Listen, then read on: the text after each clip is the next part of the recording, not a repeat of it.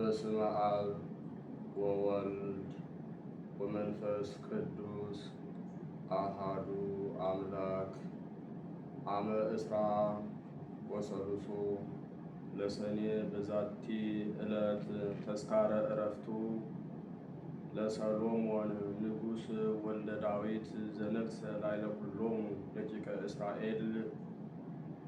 አንድ አምላክ በሆነ በአብ በወልድ በመንፈስ ቅዱስ ስም ሰኔ 23 በዚች ቀን በእስራኤል ሁሉ ላይ የነገሰ የዳዊት ልጅ የሰሎሞን የዕረፍቱ መታሰቢያ ነው። የዚህ የሰሎሞንም የእናቱ ስም ቤርሳቤህ ነው። ዳዊትም ሕግ ተላልፎ ከእሷ ጋር ስለመበደሉ ባሏንም ስለማስገደሉ ጌታ በገሰጸው ጊዜ ንስሐ ገብቶ መሪር ልቅሶን አለቀሰ። ጌታም ንጹሕ ስለሆነ ንስሐውን ይቅር አለው፣ ንስሐውን ተቀበለው። ከዚህም በኋላ በእግዚአብሔር ፈቃድ እርሷን አገባትና ሰሎሞንን ወለደችው። ንጉሥ ዳዊትም ከእርሱ በኋላ ልጇ ሰሎሞን እንዲነግሥና በዙፋኑ ላይ እንዲቀመጥ ቃል ገባለት። እንዲህም ሆነ። ሰሎሞን 12 ዓመት በሆነው ጊዜ አዶንያስ እነግሣለሁ ብሎ ተነሣ። ምክሩን ሁሉ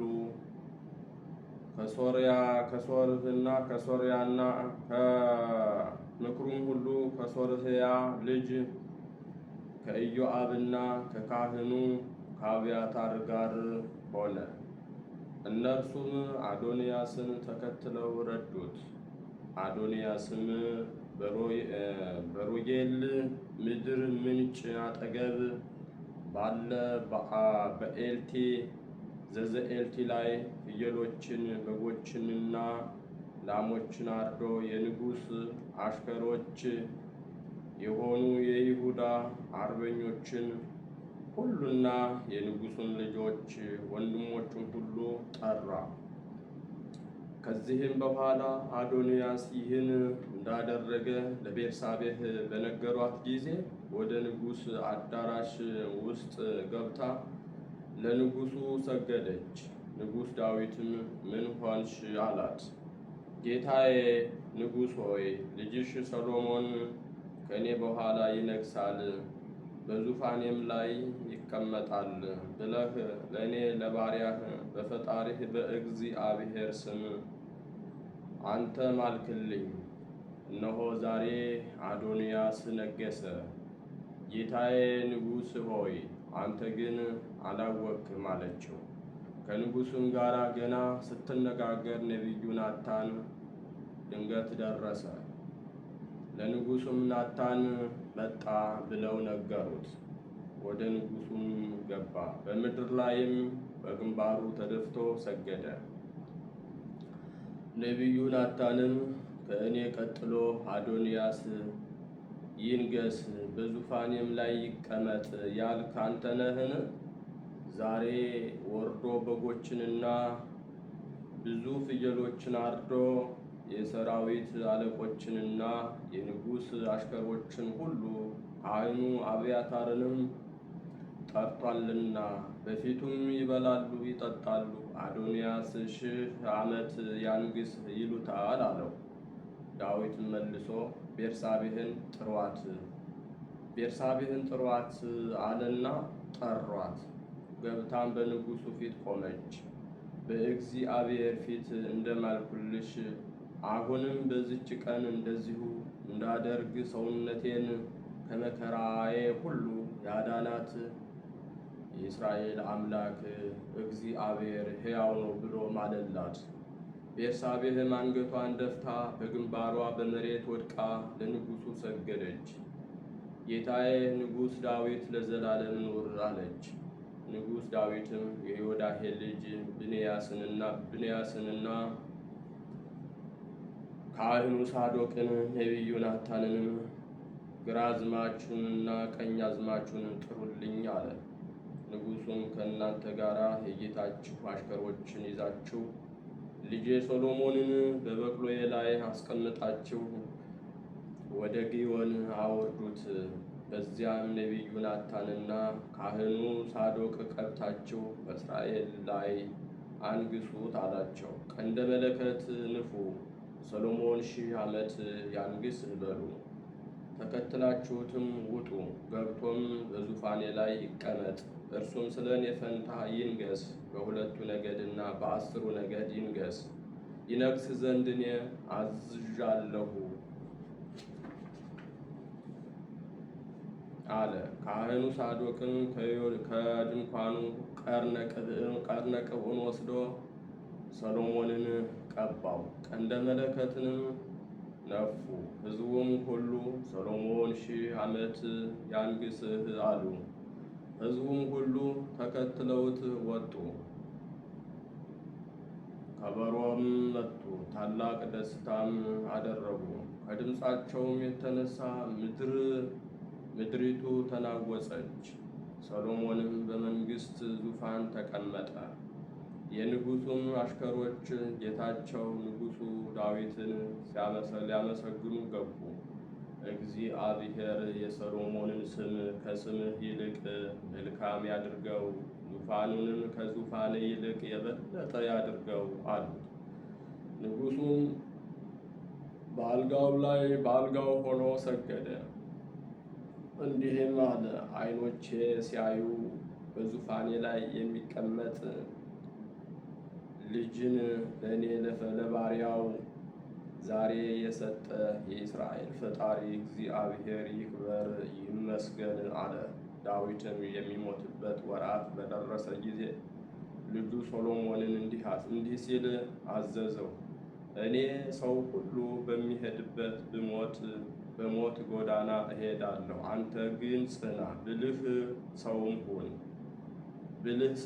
ሁን። በሕጉ ጸንተህ ትኖር ዘንድ የፈጣሪህ እግዚአብሔርን ትእዛዙን ጠብቅ። እኔ እንዳዘዝሁህ እንዴት እንደምታደርግ ታውቅ ዘንድ በሙሴ ሕግ የተጻፈውን ትእዛዙንና ሕጉን ፍርዱንም ጠብቅ። ልጆችህ ሕጌን ቢጠብቁ በፊቴም በፍጹም ልቡናቸው በፍጹም ሰውነታቸው በእውነት ጸንተው ቢኖሩ ከእስራኤል ዙፋን ላይ ሰው አይጠፋብህም ብሎ እግዚአብሔር ለእኔ የነገረኝ ቃሉን ያጸና ዘንድ ጠብቅ ብሎ አዘዘው። ዳግመኛም በኢዮአብና በሳሚ ወልደ ጌራ ላይ በቀል እንዲያደርግ አዘዘው። እነርሱ እጅግ የከፉና ብዙ ክፋት የሰሩ ነበሩና።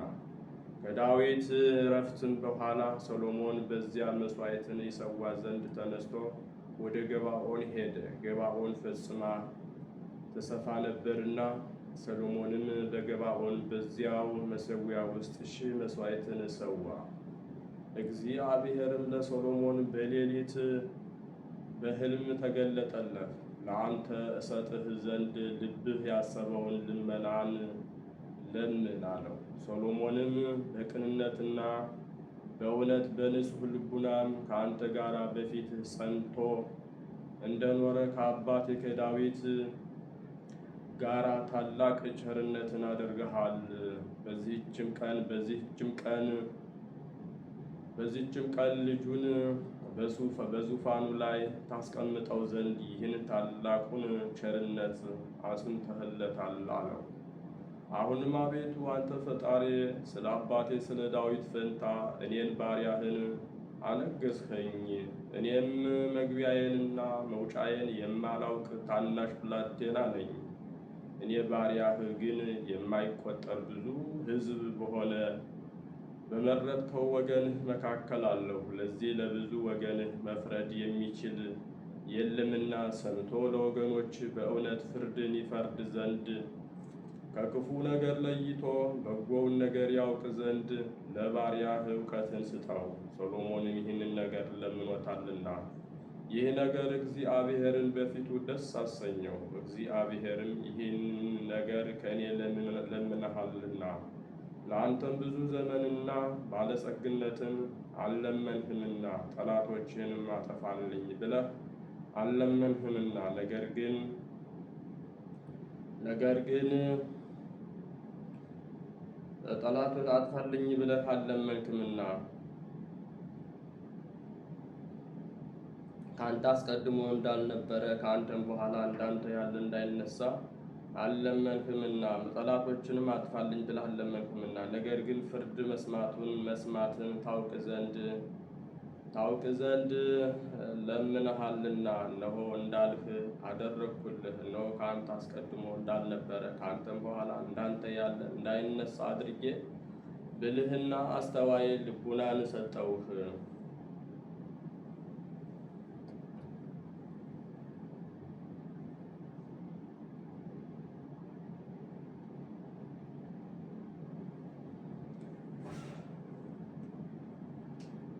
ብልህና አስተዋይ ልቡናን ሰጠውህ።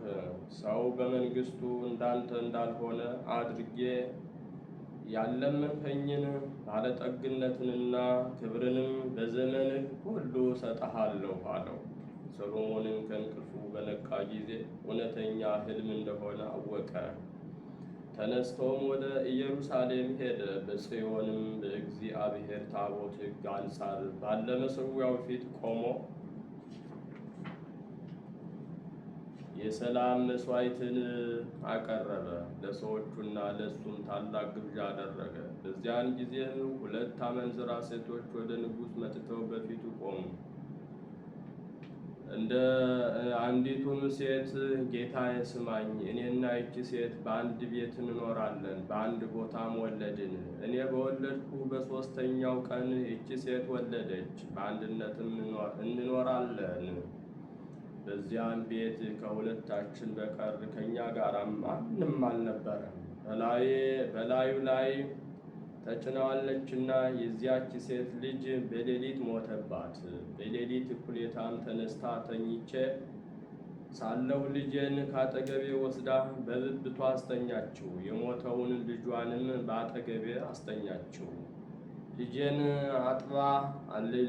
አጠባ ዘንድ በጧት በነቃሁ ጊዜም ያንን የሞተ ልጅ አገኘሁ። በነጋም ጊዜ አየሁት፣ እነሆ የወለድሁት ልጄ አይደለም አለች። ያች ሁለተኛዋ ሴትም አይደለም፣ ይህ ደነኛው የኔ ልጅ ነው እንጂ ያንቺ ልጅ አይደለም፣ ያንቺስ የሞተው ነው አለች በሐሰት። በንጉሡም ፊት እንዲህ ተባባሉ። ንጉሡም በሰይፍን አምጡ፣ ደህነኛውንም ልጅ ከሁለት ቆርጣችሁ እኩሌታውን ለዚች እኩሌታውን ለዚያች ስጡ አለ። ስለ ልጇ ማኅፀኗ ታውኳልና እውነተኛ የወለደችው እናቱ ልጇ ደህና የሆነ ያቺ ሴት መልሳ ንጉሡን ጌታዬ አይደለም፣ መግደልስ አትግደሉት፣ ደህነኛውን ልጅ ለእሷ ስጧት፣ ችግር የለም፣ ግድ የለም፣ ታሳድገው አለችው። ያቺ ሴት ግን አካፍሉን እንጂ ለእኔም ለእሷም አይሁን አለች፣ አልወለደችውምና። ንጉሡም መግደልስ አትግደሉት፣ እሱን ለእሷ ስጧት ላለችው ለዚች ሴት ደህነኛውን ሕፃን ስጧት፣ እርሷ እናቱ ናትና አለ። እስራኤልም ሁሉ ንጉሡ የፈረደውን ይህን ፍርድ ሰምተው ቅን ፍርድን ይፈርድ ዘንድ የእግዚአብሔር ጥበቡ በእሱ ላይ እንዳለ አይተዋልና በንጉሡ ፊት ፈሩ። ከዚህም በኋላ የእስራኤል ልጆች ከግብፅ ከወጡ 484 ዘመን በሆነ ጊዜ ሰሎሞን በእስራኤል ላይ በነገሰ በ4ኛው ዓመት በ2ኛው ወር የእግዚአብሔር ቤተ መቅደስን ሊያንጽ ጀመረ። በ11ኛውም ዘመነ መንግስቱ ወሩ በአንድ በሚባል በ8ኛው ወር ቤቱንና ሥርዓቱን ሁሉ ፈጸመ። በ7 ዓመትም ውስጥ ሠራው። የራሱንም ቤት በ13 ዓመት ሰርቶ ጨረሰ። ከዚህ በኋላ ሰሎሞን የእግዚአብሔርን ቤትና የራሱን ቤት በ20 ዘመን ሰርቶ በጨረሰ ጊዜ የእግዚአብሔርን ታቦተ ሕግ ከዳዊት ከተማ ከጽዮን ያመጣት ዘንድ ያን ጊዜ የእስራኤልን ሽማግሌዎችና የነገድ አለቆች የአባቶቻቸውንም ቤት አለቆች ሁሉ በኢየሩሳሌም ሰበሰባቸው። የእስራኤልን ሰዎች ሁሉ ወደ ንጉሡ ወደ ሰሎሞን በ7ኛው ወር በጥቅምት ተሰበሰቡ። የእስራኤልን ሽማግሌዎች ሁሉ መጡ። ካህናቱም ታቦቷንና የምስክሩን ድንኳን በምስክሩ ድንኳን ውስጥ ያለ ንዋየ ቅድሳቱን ሁሉ ተሸከሙ። ንጉሡና እስራኤል ሁሉ በታቦቷ ፊት ስፍር ቁጥር የሌላቸው በጎችና ላሞችን ይሰዉ ነበር። ካህናቱን ታቦቷን ከኪሩቤል ክንፎች በታች በቤቱ ውስጥ ወዳለው ወደ ቅድስተ ቅዱሳን ቦታዋ አገቧት። ኪሩቤል በታቦቷ ቦታ ላይ ክንፋቸውን ይጋርደዋልና፣ ኪሩቤልም በስተላይ በኩል በቅድስተ ቅዱሳን ላይ ታቦቷን ጋርደዋት ነበር። ከቅድስተ ቅዱሳንም ጋር የተያያዙ ነበሩ። ቅዱሳን ኪሩቤል ከፍ ብለው ከቅድስተ ቅዱሳን አንጻር ላይ ሆነው ያያሉ፣ በውጭ ግን አይታይም ነበር። ከግብፅ ሀገር በወጡ ጊዜ እግዚአብሔር ከእስራኤል ልጆች ጋር ቃል ኪዳን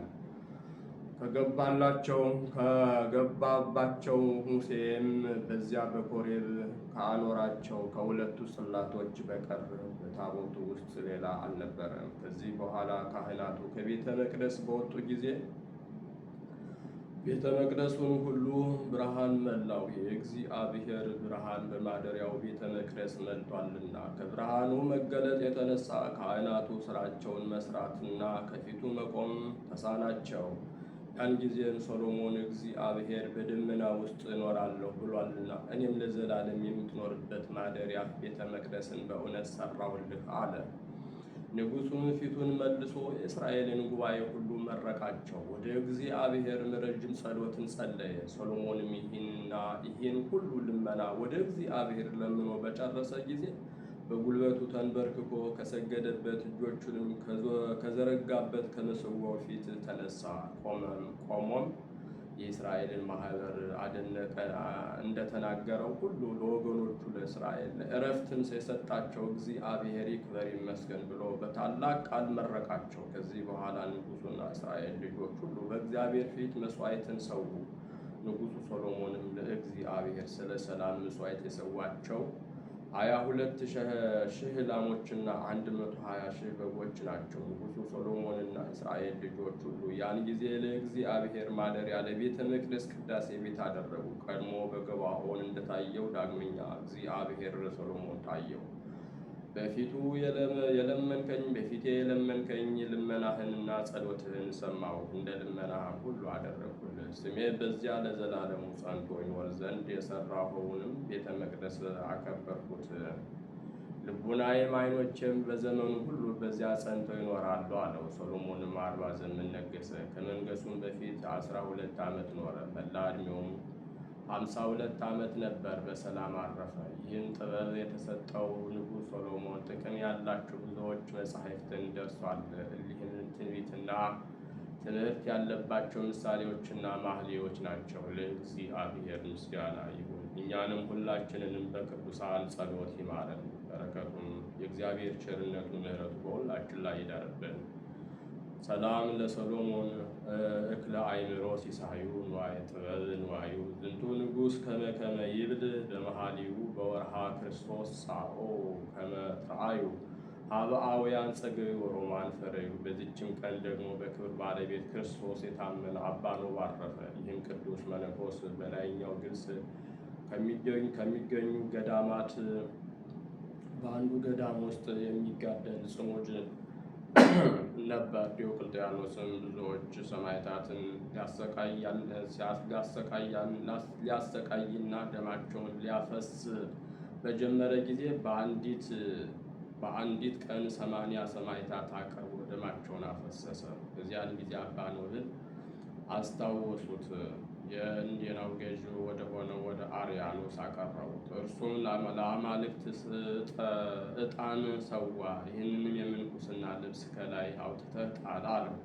አባ ኖብም ይሄ ሥራ ከቶ ከኔ ዘንድ አይደረግም፣ የክብር ባለቤት ፈጣሪ ኢየሱስ ክርስቶስንም አልተወውም፣ የረከሱ ጣዖታትንም አላመልክም አለ። መኮንኑም በየራሱ በሆነ ስቃይ እጅግ አሰቃየው። ያም አባ ኖብ ክብር ይግባውና በጌታችን በኢየሱስ ክርስቶስ ኃይል ታግሶ ተቀበለ።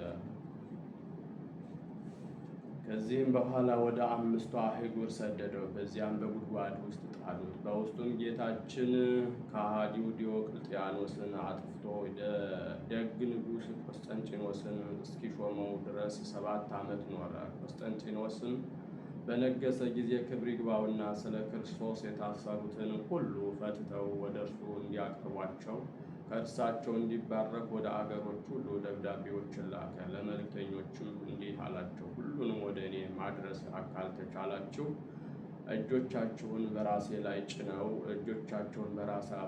ላይ ጭነው ይባርኩኝ ዘንድ ክብር ያላቸውን ታላላቆችንና መምህራኑን አምጧቸው። ከእነርሱም ውስጥ የታወቁ አህናህ ከተባለ አገር አባ ዘካርያስ፣ ከፊዩም መክሲሞስ፣ ከሀገረ ድሂን አጋቢዎስ፣ ከሀገረ በላኦስ አባ ኖብ ናቸው። የንጉሥ መልእክተኞችም በየሀገሮች ሁሉ እየዞሩ የታሰሩ ቅዱሳንን ከእስር ያወጧቸው ነበር። እነርሱም ደስ ይላቸው ነበር።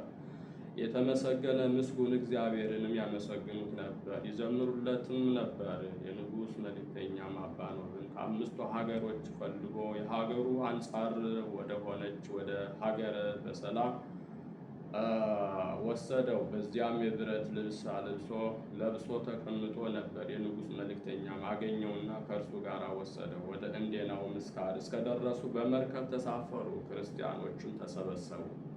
ከውስጣቸውም 4 ኤጲስቆጶሳት ነበሩ። አባ ኖብንም ያለ ውዴታው ቅስና ሾሙትና የቁርባን ቅዳሴን ቀደሰ። በቅዳሴውን ፍጻሜ ቅዱሳት ለቅዱሳን ብሎ ጮኸ። ይህም ማለት ንጹሕና ቅዱስ የሆነ ከሥጋው ከደሙ ይቀበል ማለት ነው። በዚያን ጊዜ ክብር ይግባውና ጌታችን አምላካችን መድኃኒታችን ኢየሱስ ክርስቶስን በመሠዊያው ላይ ተቀምጦ ንስሐ የገቡትን ኃጢአታቸውን ይቅር ሲላቸው አየው። ሥጋውንና ደሙንም ካቀበላቸው በኋላ ወደ ንጉሡ ለመሄድ ተዘጋጁ። ቁጥራቸውም 72 ነበር። 37 ሰረገላም አዘጋጅተውላቸው እያንዳንዳቸው በሰረገላው ተቀመጡ። በአፉም በአለፉም ጊዜ የደናግል ገዳማት ካሉበት ደረሱ። ደናግሉም ወጥተው ተቀበሏቸው። ቁጥራቸው 700 ነበር። ከእነርሱ ጋራም እስከሚሰበሰቡ በቅዱሳን ፊት ይዘምሩ ነበር። ወደ ንጉሡ ከተማም በደረሱ ጊዜ ወደ ንጉሡ ከመግባታቸው በፊት በውሃ ያጥቧቸውና አዳዲስ ልብሶችን ያለብሷቸው ጀመሩ። እንዲሁም ለሁሉ አደረጉ። ቅዱስ አባ ኖብ ግን አልታጠበም፣ ልብሱንም አልለወጠም። ወደ ንጉሡም በገቡ ጊዜ ከእነርሱ ቡራኬ ተቀበለ። ቁስላቸውንም ሳመ፣ እጅግም አከበራቸው፣ ብዙ ገንዘብን ሰጣቸው። እነርሱ ግን ለቤተ ክርስቲያን ከሚሆን ንዋየ ቅድሳት በቀር ምን አልተቀበሉም። ከዚህም በኋላ ሰላምታ ሰጥቶ ወደየሀገራቸው በሰላም አሰናበታቸው። አባ ኖብም ወደ ቦታው ተመልሶ አረፈና ወደ ወደደው ክርስቶስ ሄደ። ለእግዚአብሔር ምስጋና ይሁን፣ እኛንም ሁላችንንም በጸሎቱ ይማረን፣ በረከቱን ከእኛ ጋር ትኑር ለዘላለሙ አሜን። ሰላም ለኖብ ተአማኔ ዘተብህለ መትለወ ሰማዕታ 80 ዘዲዮቅልጥያኖስ ቀተለ ወቆስጠንጢኖስ ጻድቅ በከመ አዘዘ ቃለ አሰብ ጽዋ ቢያጽወልሃለው ውለ ሶበ ኢፈቀደ ይስብዎ ቁስለ። በዚህች ዕለት የሰማዕታት መርቆሬዎስ፣ ቶማስ እና ፊልጶስ መታሰቢያቸው ነው። በረከታቸውም ከእኛ ጋር ትኑር ለዘላለሙ አሜን። በስመ አብ ወወልድ ወመንፈስ ቅዱስ አሃዱ አምላክ አመ እስራ ወረቡዕ ለሰኔ በዛቲ ዕለት ኮነ ሰማዕት አባ ሙሴ ጸሊም።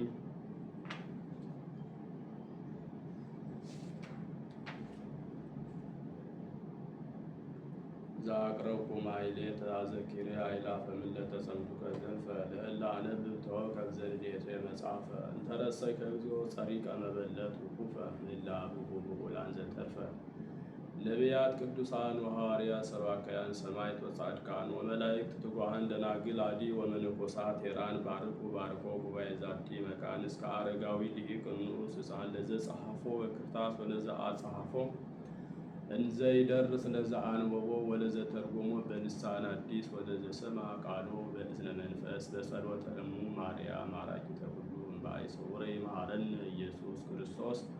የሰማነውን በእዝነ ልቡናችን ያሳድርብን። የቅዱሳን አባቶቻችን ረድኤታቸው በረከታቸው ይደርብን። ምልጃ ጸሎታቸው ይጠብቀን። ቃል ኪዳናቸው አይለየን። የነግህ የሰርክ ጸሎታችንን አምላካችን እግዚአብሔር ተቀብሎ ለሀገራችን ሰላም፣ ለሕዝባችን ፍቅርን፣ አንድነትን፣ መረጋጋትን ያድልልን። ለዓለም ሁሉ የበቃ ቸርነቱን ይዘዝልን። በጸሎታችሁ አስቡን አትርሱን ብለው የሚማጸኑትን ለቤተ ክርስቲያናችን እውቀታቸውን፣ ጊዜያቸውን፣ ገንዘባቸውን ሰጥተው የሚያገለግሉትን አስራት በኩራት የሚያወጡትን አምላካችን ቅዱስ እግዚአብሔር በሕጉ በሥርዓቱ በቤቱ አጽንቶ ይጠብቅልን። ዋጋቸውን እንዲያስቀርብን አምላካችን ሕፃናቱን በጥበብ በእውቀት በመንፈሳዊ ሕይወት ያሳድግልን። የጠፉትን ይመልስ፣ የራቁትን ያቅርብልን፣ የተበተኑትን ይሰብስብልን። ሕጉን የማያውቁትን ሰነፎቹን አዋቂ ያድርግልን። አምላካችን እግዚአብሔር የታሰሩትን ያስፈታልን፣ የሞቱትን ነፍሳቸውን ይማርልን። ከእናቱ ከእናታችን ከወላዲተ አምላክ ከሰማዕቱ ከቅዱስ ጊዮርጊስ ከሌሎችም ቅዱሳን ረድኤት በረከት ያሳትፈን። በሰላም ያሳደረ አምላክ በሰላም እንዲያውለን። አቡነ ዘበሰማያት ይትቀደስ ስምከ ትምጻእ መንግሥትከ ወይኩን ፈቃድከ በከመ በሰማይ ከማሁ በምድር ሲሳየነ ዘለለዕለትነ ሀበነ ዮም ወኅድግ ለነ አበሳነ ወጌጋየነ ከመ ንሕነኒ ንኅድግ ለዘአበሰ ለነ ኢታብአነ እግዚኦ ውስተ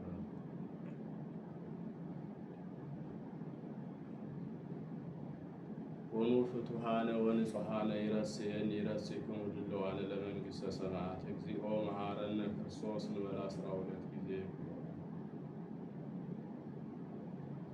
በእንተ እግዝእትነ ማርያም መሐረነ ክርስቶስ እንበል ከማሁ። ተወካፌ ንስሐ ሠራይ ኃጢአት ኢየሱስ ክርስቶስ ሥረይ ኃጢአቴ ወኃጢአተ ኩሉ ሕዝብከ። አውቀን በድፍረት ሳናውቅ በስህተት በነቢብ በሐልዮ በገቢር የሠራነውን ኃጢአት ሁሉ ይቅር ይበለን። ማእሰረ ኃጢአት እግዚአብሔር ይፍታ። እግዚአብሔር ይባርክ። እግዚአብሔር ይጠብቃችሁ።